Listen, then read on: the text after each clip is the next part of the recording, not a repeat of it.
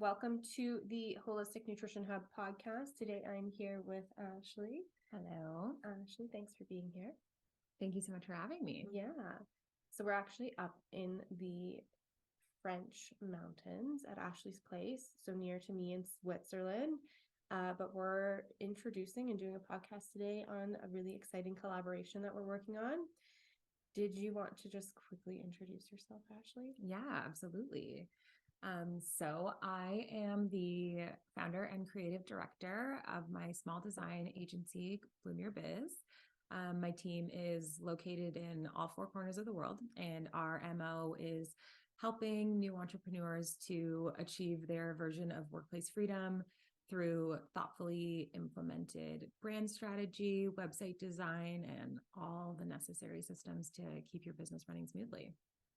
Amazing. So we connected through another colleague, actually, another Canadian. Well, she's German, but her business is her Canadian. business is Canadian. Yeah. And so we actually connected through her and found out that we live only an hour away from each other and had many of the same thoughts and feelings about business, about working with holistic nutritionists, what the strategies needed to run a business were and how to implement them.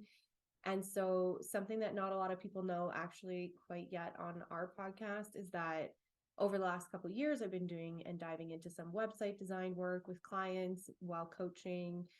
And it's such a necessary need out there right now. And so I needed to find a team member who could come on and help me some way to streamline this process for nutritionists, because it was too much work for just me, and in my opinion, too much work for just the nutritionist.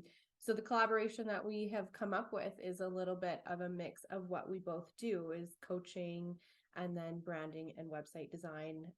So I obviously will take over more of the coaching role, but then Ashley will be an integral part of that team, which includes you, in designing and building nutritionists' businesses as a whole.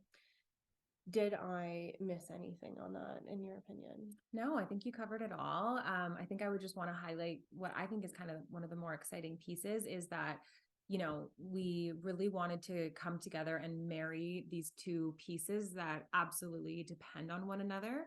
And I think I think our process that we've put together is going to be really cool in the sense that it's streamlined, it's efficient. You know, the amount of things that we're going to be covering and taking care of in just a few short weeks is so much more than you could accomplish on your own. And that's kind of, you know, feeds into our why with coming together to do this collaboration, is that we really want to work together to be lifting all boats. It's funny that she says that, because it was a quote at the time that had been popping up regularly throughout like what I was working on when we met. And so that's exactly it. And what we find is that it's one thing to start a business. Even as a coach, if I'm coaching a client, for example, it's one thing to start a business and then actually be able to accomplish all of the bits and pieces that need to go into it in a really short amount of time. And that's not, obviously the goal is not to necessarily finish really quick just to be done. But there's so many moving bits and pieces, and that you really do need a team to work together to actually accomplish it, in my opinion, For sure, in the most efficient and effective way. Absolutely. Because do you find when you're working with clients that often they have pieces that they've put together, but maybe they're not cohesive or they're not congruent with, I guess, what their business would need to be running like in order to be successful? Definitely. Yeah. I find that, you know, most people who walk through our door, I'm not sure if I mentioned, but, you know, 90% of our clientele are holistic nutritionists. So we see a lot of people going through similar strides and phases, specifically in the early days. We definitely see a lot of people who have, you know, put a very valid effort into gathering what they need. We see a lot of people coming with, they've got their Instagram handle, perhaps they've probably decided on a business name. We see a lot of people who are having fun on Canva, creating, their own logo, creating social templates and things like that. And so they've got a lot of those moving pieces that they're starting to bring together. But it seems like there's really a disconnect between how it truly all works together and how they can actually use all these little pieces to start eventually, end goal, bringing in clients. Right. And so what do you think is holding nutritionists back from actually creating something that's like a seamless process from start to finish? Is it lack of education? Is it lack of motivation? What do you think is the key piece there? I think that's a really good question. And I think it's definitely can differ for each person. I think everybody has their own, narratives that they're kind of playing into. And, but I think something that I see frequently is definitely a lack of transparency in the industry. I think that, oftentimes the initial coaching that you need to just understand like how the heck to just get started can often be, gate kept behind really expensive programs or high ticket coaching that's just not at all feasible for a brand new business, or especially someone who's just coming out of school. So that's definitely something that I feel people are searching for and seeking out. And other than that, I think it's just truly, being able to understand what that process looks like from beginning to end, taking on a client. Everybody knows what it's going to look and feel like when they're actually working with clients, because that's your zone of genius and that's what you're passionate about. And that's why you went and studied nutrition. But I think that, just understanding that there are quite a bit of steps that happen in the beginning, in the middle, and definitely at the end as well. And kind of just stringing that all together and being able to see the big picture is something that, can have more light shed on it, I find. 100%. And I think that goes back to our why. I personally experienced that when I came out of school, there wasn't enough help in order to start a business. Or if you could find help, it was a program or a coach who costs thousands and thousands of dollars to give you just a tiny piece of what you needed to be able to do. And I don't think there was enough transparency in the fact that school kind of teaches you to be the coach or the consult person, right? But not necessarily highlighting all the other genius ideas that a nutritionist could actually come up with For sure. and actually implement in their business. And we both obviously have experience starting our own businesses and are trying to make it accessible to, well, anybody who's starting out in the industry in order to be able to, I don't like the term one-stop shop. Do you like that term? I don't. I mean, it's very descriptive, but it doesn't really it doesn't speak to the quality of what you can get from an all-encompassing, collaboration. But at the same time, like truly that is what you can walk away with if you find the right creative team members and exactly people to support you. And what's your response to somebody who would say like, I can go and learn this on my own? I can learn how to design my website. I can learn how to do all of those things. What would you say to somebody? That's a good question. I, first of all, am just a cheerleader at heart and would absolutely support anybody who wants to take on that type of endeavor. If somebody's really steadfast in doing it on their own, there's a lot of people out there who really want to feel the gratification of figuring that out on their own. I absolutely applaud that and would empower them to just seek out resources. I think that there's something to be said for wanting to DIY, but I think that, we can all humble ourselves and just accept that there's people in the world who know more than us. And so if you want to take that DIY approach, I absolutely commend you for the courage it takes to do that and the time that it'll take to do that. But, don't be afraid to check out what resources are out there, because there are lots of people who genuinely want to see you succeed, even if there's no dollar sign attached to that. And so, using the resources that are available to you and not feeling like just because you've chosen to forge this path on your own that you're alone in it. I like that. I do a lot because it's hard when you're first starting out because you don't have a huge budget. Yep. Maybe you do. I don't know. Could be Depends. either way. Nepo babies.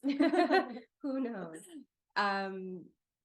Yeah, maybe you don't have a huge budget and there are lots of resources out there, but it's finding people, I think, in my opinion, that actually speak to you or can help coach you and guide you in a way that you feel really comfortable with. And I think that's really key. Yeah. Is like, if you have a gut feeling that 10 grand for a coaching program is too much, you should probably like consider something else. Maybe, Yeah. Listen to your gut. That's an important one for sure. You guys all know that. I Mhm. mean, we don't have to teach you anything on that one. Yeah. So what often happens, or what we see a lot, is people will start their social media campaign, or not campaign, but social media platforms. You know, Instagram is obviously really popular and easy to set up. For sure. They'll get their logo maybe put together on Canva because they've done a really great job of making that really simple now. Mhm. And then they just kind of stop. Yeah. Why do you think that is?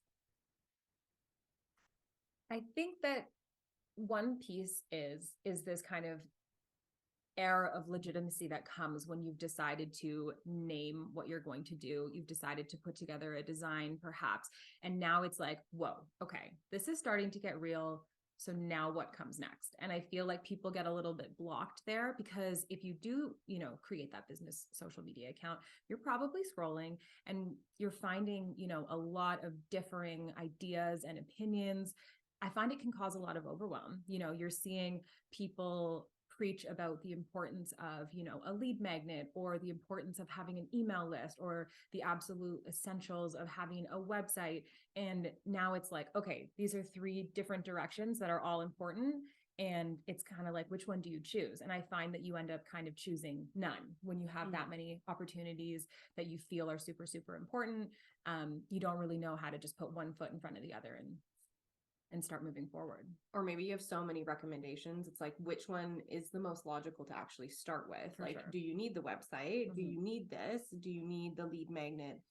Do you already have something set up that could be just even transformed into something else? And I think that's exactly true. It's like, there's so many people out there who claim to know what you should do for your business next. And I think with the clients that I've seen anyways, they all come to us at a very different stage in their business, and that what the next move, they might see on social media, like, oh, you need a lead magnet, but they're missing like a few crucial steps before that. For sure. For sure. Yeah. I mean, yeah, that in itself is absolutely true. A lead magnet with no place to put it and no follow-up is, you've poured your time and your resources into this really beautiful, PDF that you've probably put together, or whatever you choose for your lead magnet to be. But ultimately, if there's no place for people to find it, if there's no follow-up afterwards, if there's no strategic call to action after, perhaps you've made somebody's day by providing this free value, but where is it going to go from there? And what is it going to give to you in the end? Like, right. the understanding of how a customer journey actually should flow in a sales funnel, let's say, like the awareness top of the funnel side of things, and then how that lead magnet is supposed to push the client towards, we can say awareness, we can call it a cold lead. And then as they kind of funnel down through all your different processes, if they're set up well, they become an actual customer and client. And fan. 100%. Somebody who can then give you a review that will hopefully help you to get more clients in the future. Yeah. And I think the process that we've created is very streamlined, but I think that that's what's getting missed a lot of the time, is that there isn't a very clear process as to what a person should follow or should do in the logical order that it should go, not only to help the entrepreneur, but to help the client figure out what is actually being sold and what the nutritionist or the person is actually selling. For sure. Yeah, I definitely agree. What does this all mean, I guess, for the customer journey? I kind of touched on it briefly in a professional manner, but what if we can hone in on like the continuity between platforms, let's say from social media to a website to a sale, why is having good systems and processes in place important? Well, I think that having good systems and processes in place is important to legitimize your business. I think if you can take a step back and consider the last interaction that you had with a business. Big business, small business, doesn't matter. Think about the journey from beginning to end. Like, was it kind of janky and disjunct? Probably not. If you're working with a legitimate business, they have thought about each of the steps that you're going to be taking. They've put themselves in your shoes as the consumer, and they've taken into consideration, like, how are they going to interact with my social, and how is this going to make them feel? What steps do I want them to take after that? Whether maybe I want them to come onto my website and take a look at what I have to offer, or what those next steps can be from there. Is that experience from the first place that they found me, maybe that social, to the website, is that going to be an easy transition? And is that going to be a visually clear transition that you're still interacting with the same brand, and what you thought you were going to get from consuming their socials and their marketing? Do you still feel like you're getting the same thing once you land on the website? And those are just two examples, right? There's a bunch of platforms that will all come together when you're running your business. And so I think it's really about making sure that the entire process is really cohesive and well thought out from that client journey perspective. So you gave me a good example earlier of, for example, arriving on somebody's Instagram and they've taken just a whole bunch of different Canva templates, which is great, like good start. But the design and the brand and everything is all kind of disjointed. And so you can't, even from one post to another, you can't really tell that it is the same person, really. Right. How does that affect a client in the long run? Like, for me, for example, like, you see a logo, the logo, like we all know what what Nike is. We all know what Adidas is because we've seen the logo like so many times, and their colors and all of those things. And so you said that, you would arrive at somebody's Instagram and then you'd go over to the website and it would have a completely different design and layout. And how do you think that can affect the customer's journey, let's say?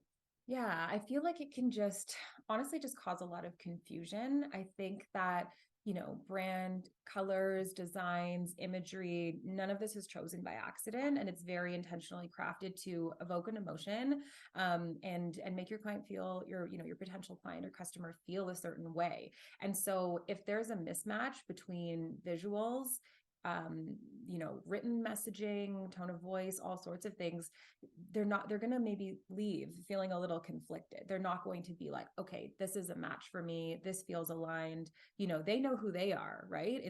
They need to figure out who you are. And so it's your job to make sure that you're conveying that in a way that's consistent, regardless of which platform that you're on. 100%. So we kind of put together loosely 3 tips on how to get started. And I feel like what we were just talking about kind of covers number 1, but like, we kind of decided number 1 should be looking and taking a subjective look at what you have. Can the potential client fully understand what they're going to receive from working with you? In your messaging, in the continuity between different platforms, let's say from social media to your website, to your lead magnet, to your emails. Is the voice the same? Is it clear in your packaging and pricing what that client is going to get? Are they going to solve their problem? That's a huge one. Like, do you know your client's pain points, and can you solve that for them? The packages and pricing that you've created, the systems, the handouts, all of those things that you should have in place in order to sell effectively. Did you want to add on to that? Yeah, I mean, definitely having the continuity between the platforms, I think, is super, super important. We definitely urge you to take a look through a more deeper lens at what that journey would look like. And then we kind of want you to take it to the next step. So let's say you have successfully wooed this client. You've showed them who you are via your socials. They've chosen to click through to your website. They've consumed your packages and things like that. Then what, right? Are you able to actually turn this person from a lead into a client? And so more granular, do you have the processes in place to take payment? Are you insured to offer these services while still protecting yourself? And so these are kind of some small steps, but something that we definitely urge you to take a look at, because ultimately, big picture, you need these types of things in place to be a legitimate business. Yeah. And once you I'm just going to go back to the insurance point and just drive that one drive home. that one right into the person here. Like, insurance is key. Like, you have to have insurance. If there's one thing that needs to be done before you take a client on, that would be the one thing that I would say. And then obviously taking payment. But Ashley, when we were talking, you brought up a good point of like, do I need to collect GST or HST? If you're in Canada, which a lot of people are that listen to the podcast, and I think the rule is something very similar down in the States as well, is until you start making a certain amount of money in Canada, it's 30,000 Canadian. Until you start making money over that amount, you don't actually need to collect GST. So you can just charge your services. And then once you cap over that 30,000, it just saves a ton of time because you don't need to go through that administrative step. Absolutely. I mean, you know, I'll speak for myself, like dealing with the CRA is never like a smooth and seamless experience. No matter how many times I've done it, I just can't really seem to like lock that down as a smooth process. So, you know, it's like, don't cause any unnecessary overwhelm for yourself at the beginning. Just focus on you really just putting one foot in front of the other and getting the system set up so that you can serve your clients, you know, and still be protecting yourself. Those things can come later. So, you know, definitely, you know, do the Google searches that you need to make sure that you are covering your bases. But definitely when it comes to some of the more bureaucratic stuff, like the tax filing numbers and things like that, give yourself that grace, give yourself a break, get started with the essentials first, because this can come later as your business continues to evolve. Yeah, 100%. Then the next step is kind of, what is that customer going to go through, and like, what is the journey and process that they're going to go through? So they've now come to you, they're ready to pay you. Do you have your payment system, you know, in place? I highly recommend Stripe just because it's available everywhere, really. It can be beneficial, obviously, if you're living in Canada and you have a client who wants to e-transfer you, you know, that can be a good way of doing it. There's no fees attached to it. Although Stripe gives you the option, I think, in my opinion, of having people pay you by credit card, which is just sometimes the way that it goes, especially if people are paying out of pocket for your services. It can be one of the only ways that somebody can maybe even afford your services, which I think is an important option to have. So those are two ways that you can take payment. PayPal's another one, but I've heard a lot of not so great stories about issues with PayPal. Yeah, holding funds, especially when you're a new business. Sometimes the fees to take it out of your PayPal account and into your personal account can just be not really worth it. I think that it's actually something I see a lot is people are kind of afraid to go with that credit card processor because they're afraid to lose out on that 2.9%. And, you know, all I have to say about that is think bigger picture. You know, that 2.9% is nothing compared to a lost client, you know, or a lost lead because the process is too complicated. 100%. Like if you have a $1,500 package, for example, and then you're, you know, worried about the 2.9% fee on that, well, what's less, right? Like the fee, or, you know, actually gaining the money of having the client. Absolutely. And in the long run, the experience of having the client too. Absolutely. Not just the money aspect of it. I think. It's a cost of running a business, and what people maybe don't realize is that's an expense that you can pull at the end of the year, right? And so that's going to help you out eventually. So yeah, so it's not a negative in our opinion. Definitely. So the next step then is going to be like, once you have the client and they're paid, do you have the processes in place or the very streamlined approach to how you're going to intake that client? What are your next moves? For example, you have a package, they want to sign up for this package, they paid for the package. What is happening next? Because a lot of times people have a lot of difficulty even coming up with their pricing and packages. But then have you taken it the next step further and figured out like what is going to happen with that customer when they arrive in your door? Are you sending them an intake form? Do you have questionnaires that you want them to fill out?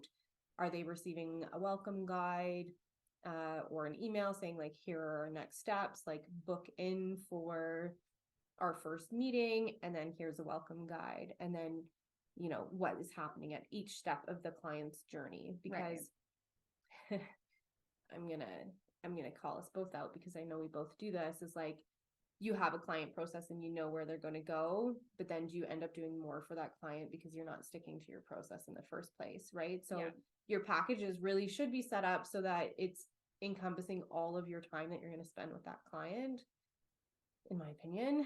For sure. So you do need to have these things set up in order so that you can actually effectively price even. Absolutely. Yeah. You need to incorporate the admin into your cost. It's not just your service itself is not the only deliverable. There's a lot of pieces that go into that. And, I find, especially with service offerings similar to ours, where it often starts off with that kickoff call, it's very call based. I find people can kind of just assume that, like, oh, I'll cover that on the call, or, like I can just show up and we'll kind of piece it together. But having these written pieces are super, super important to, first of all, not create any overwhelm. You don't want any mental barriers to bringing on a new client, right? And so if maybe you bring on your first client, things are going smoothly, you've verbally told them, how we take payment and what the next steps are going to be, things like that. But that takes time. And maybe your second client is now at your doorstep and you're feeling like, okay, I'm actually not ready to take this on because I'm still kind of like manually going through the motions with my first client. Having, just having that written out, whether that's an email, whether that's a welcome guide you've put together, whatever that looks like, having something tangible that you can kind of fire off to people, even if you're don't necessarily have the capacity or you're busy focusing on something else. It keeps the gears turning even when you're not physically in the flesh kind of walking each of those steps out. A huge point that I often try and get people to do is, like, it's fun to recommend friends and family to walk through your packages and your processes to start. It can backfire on you. I'm not going to lie. Like, having a friend or a family member do it with you can backfire, because I do think you should have them, or a friend or somebody, for free walk through these processes. The reason I said that the friend or family member can backfire is, like, they're not going to take it seriously if they don't have the problem that you're specifically working with. Say you're a nutritionist who's niched into digestive health. If that friend or family member does not have digestive health issues, the idea of giving something for free in terms of like a package and getting somebody to run through it is not necessarily to make money at the beginning, but to streamline these processes and make sure that they work effectively, and also make sure that what you've put together actually works with the client that has the problem. Did you solve their problem? And if you did, then you'll have a fan and a review that you can put up on your website. And you'll also have worked out most of the kinks 100% that will come. So I always recommend like 3 to 5 people. Don't worry about making money necessarily right at the beginning, because if you're creating a customer journey or a customer experience that is really like seamless and very, very thought out, people are going to really respect that. And I think that's something that is missed, is like, you don't have to be an admin professional to run a business, but you do have to be professional. Absolutely. And I think that gets missed a little bit, maybe. I don't know. Yeah, no, I totally hear that. I echo the same thing. I always encourage people to do that test drive with at least a few friends and family. It's going to take some time before you find a legitimate interest from somebody who you don't know yet. And that's normal, and don't expect more from your business before it's ready. So I think it's super, super important to just put yourself out there, even if you're just like at a friend's place, at dinner, at a family gathering, just let people know what you're up to and invite them to check it out, even if they're not your ideal client, even if they don't suffer with whatever it is that you want to specialize in. Just getting people in the door and getting their eyes on your processes is so incredibly valuable. And of course, just be open to the feedback that comes along with it, because that's going to be really valuable information for you to streamline your processes and make that a smoother journey when you are ready to bring on that very first paying client. So we covered kind of 3 tips for the newer nutritionists, and we didn't plan to talk about this, but like, what do you think are some things that maybe like a more established nutritionist might want to take a look at? I feel like sometimes we'll have the people who are arriving in our door from the very, very beginning, and I would say that's more our niche and more our specialty. But for an already established practitioner who's maybe feeling stuck, or they're not seeing growth in their business, what parts of their business do you think that they should be maybe looking into? Could be like potential bottlenecks, let's say. Right. Yeah. No, I actually love this question because, as you know, I'm a really big geek when it comes to systems, processes, That's why we're working anything together. that you can automate. Yes, please unite. I'm really, really big on automating as much as you can so that you can be as present as possible in person. I myself, I'll speak for myself. I love connecting with people, over phone calls, over video chats, whatever it might be. And I want to bring my full energy and attention to that each time because that's something I genuinely enjoy.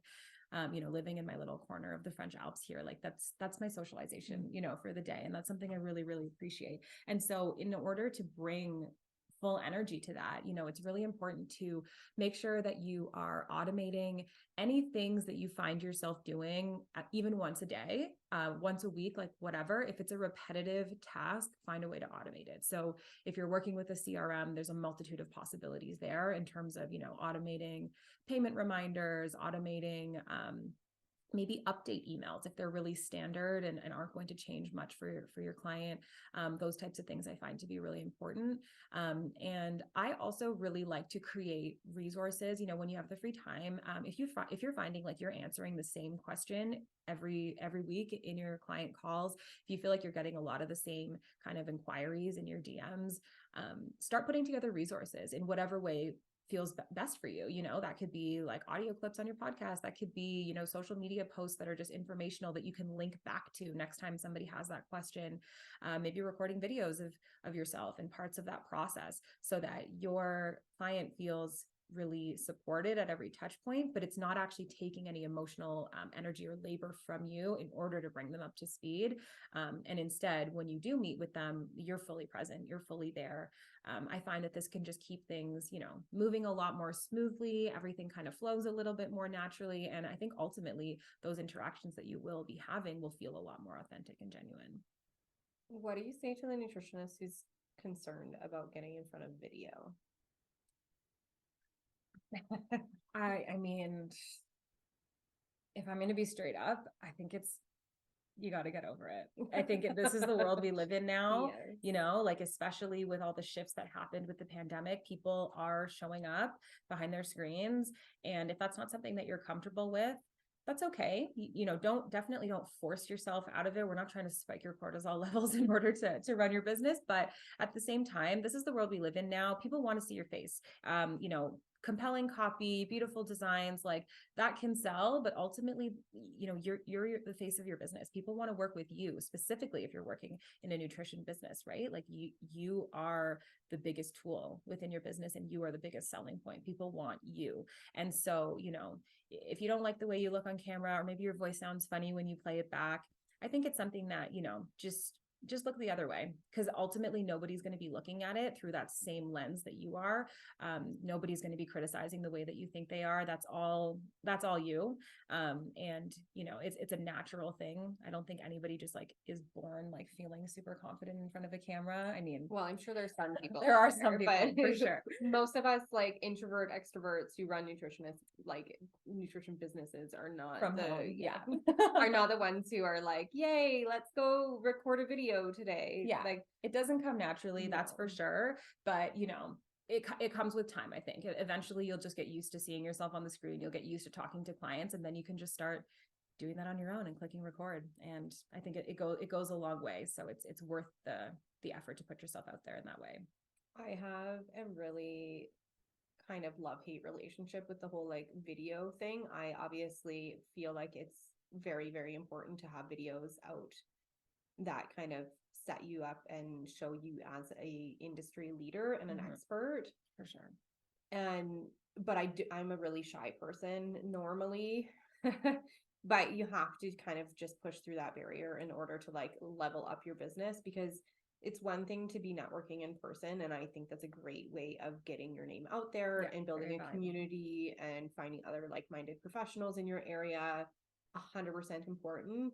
But like Ashley said, if you have a client who's asking the same question over and over and over again, it's very likely that there's millions of other people with the same question. And so if you can present that question on a YouTube video and tons of people are finding you that way. It's just a way of turning your business into something that's actually going to be successful in the long run and stand the test of online time, let's For say. sure.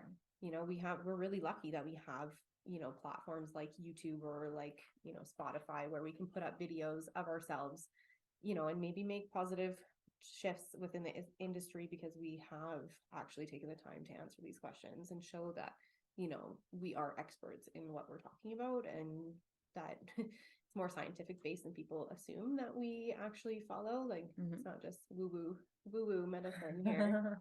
So I think that's really important to say. I think those are pretty good for the expert nutritionist, let's say, or the established. Should we just chat a little bit about what our collaboration is? Yeah, I would love to. Do you want to start? Yeah, I would love to start.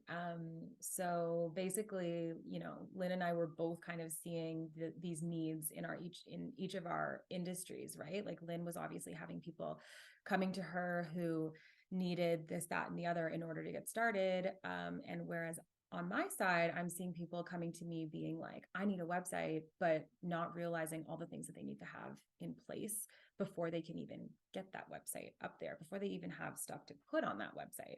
And so, yeah, we really wanted to just come together and put something together that we're definitely, you know, from our years of experience with serving clients are seeing is a need. And we can definitely feel as though, you know, most people who walk through our doors are either lacking or needing something that we have put together into this package.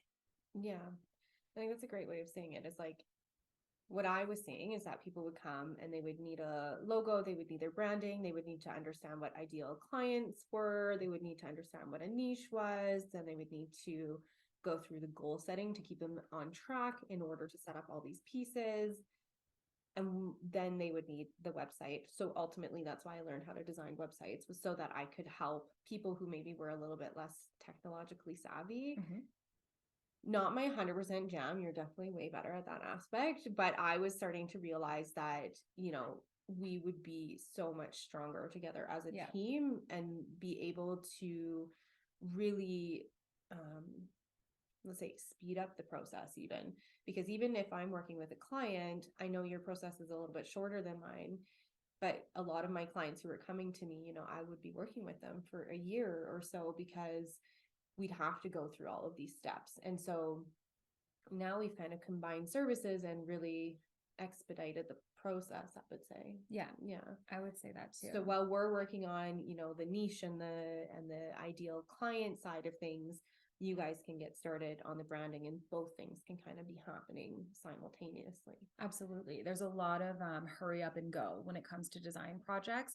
We need you when we need you, and then we need to kind of put our heads down and get to work. And so, you know, when you're kind of excited and you're inspired, like you don't want that stopgap in between. And so that's what's so great about merging the two pieces that what we do, because, you know, ultimately, if you're providing a little bit of design inspiration or maybe a little bit of feedback, you really still have the capacity to take on a bit more, especially while you've got that gusto and that momentum going. So we find that merging these two things together is really just works as an accelerator to kind of get you to where you want to be a lot more efficiently, and keeps you engaged the entire time, because we've got you know, quite a bit of client homework for you as well. It's not a walk in the park.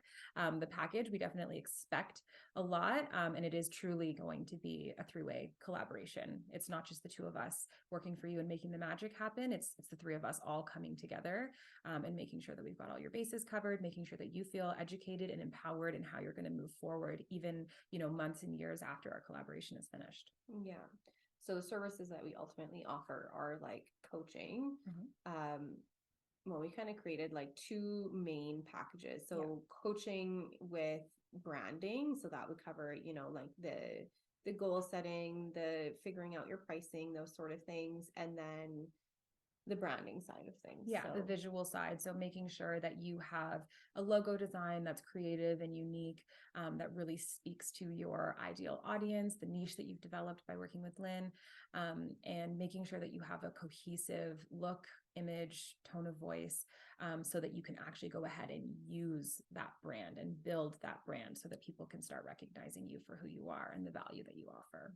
absolutely. And then the second package would be like more coaching, and Mhm. it's a longer package. So the first one's 8 weeks, this one's 12 weeks, and it would include, I think it's double or even more than double the coaching calls. And then you get the branding side of things, but then also the website design as well. Right. So that's really exciting. When you walk away from that one, it's a little bit longer. That's a 12-week package. You truly have everything that you need to confidently hit the ground running, with your nutrition business. And so this is, obviously has been catered to brand new businesses, but can also be very much enjoyed by businesses who are feeling a little stagnant or stale, looking for a bit of a revamp, and just a kickstart to feel like they're back in alignment with their business. Right. Because I mean, somebody can set up their website on their own or maybe hire out somebody, but it was never with the intention of creating a business that was wholeheartedly like soul feeding. And I think that's what we're trying to do, is like inspire other nutritionists to not only get started, but if you are already in the business, like how do you build a business that feels authentic to you, fits your lifestyle, and that we could say it's almost like a cookie cutter process, but you as the nutritionist or you as a client are putting your own touches on it, so that you're taking our processes, but then building something that feels right and good for you in how you're living. So there might be the nutritionist who, doesn't want to focus 100% on social media all the time and wants to find a more authentic way of gaining clients. But then there might be the nutritionist who really wants like to just hammer out social media posts. Mhm. And so for us as coaches, it's really important for us to find like where that balance is for you, where you can fit that all into your life and how you can be successful in the end. For sure. Yeah. Everybody's got their own kind of area where they feel more confident or comfortable. And we definitely want to promote that.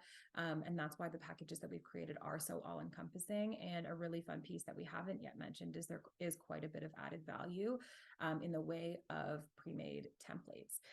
So, if your approach is going to be more social based, we've got social templates for you. And we've got, something that you can really easily pull onto your own Canva account, start plugging in your own details, and be ready to put yourself out there on social. We've got a lead magnet template. So if you want to kind of go the more like written approach, the more email marketing approach, perhaps, we've got the tools that you need set up there. And so I think that that's a really great piece of what we've chosen to include, is that it is truly so all encompassing that whatever direction you feel the most confident with, we've got something in there for you.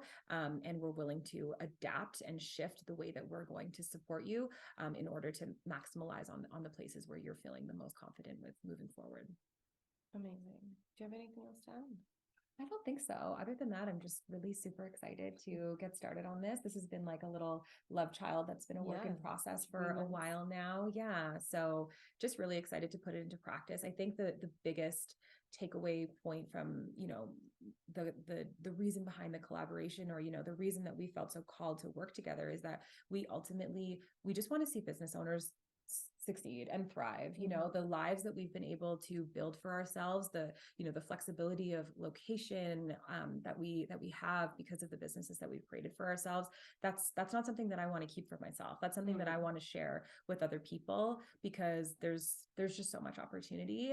And so, I think that like ultimately that big take home point for us was just creating something that's going to support people to get there, because we really want to just watch other people rise. And so, well, and it takes hard work. And that's the thing. It's like, I think if you can have a team of people working with you, that overwhelm and the difficulty that maybe we experience setting up our own business can be kind of alleviated. For sure. And so it hopefully, and this is our goal, obviously have people continue within their business, right? Because we do see this happen a lot. For example, on social media with the hub, I can scroll through practitioners that I've shared before, and then I go to look at their stuff again to maybe share something else, and they've just disappeared. And then there's nothing fresh and nothing new. And I want to see more people continue down this road so that they can experience the life that we are, let's say, like creating and growing for ourselves. And Absolutely. it is really a love child. Like it is really, work at the beginning, but so rewarding. Like we're staring out at the French Alps and the French mountains right now, and it's fantastic. Yeah, and so we do want to share this, and we want to share our experience and expertise, I think, in a very affordable and tangible way, so that it's accessible to more than just, one person. Absolutely. Yeah. Just whatever it is, your version of workplace freedom, we want to help you get there. And that's ultimately going to be our biggest MO with our new collaboration. Amazing. Thanks for watching, guys. And if you have any questions, leave them in the comments and we'll get back to you. If you would like to find out more about what we're doing, feel free to reach out, and we can do a free discovery call and chat about your needs further. We'll see you on the next podcast.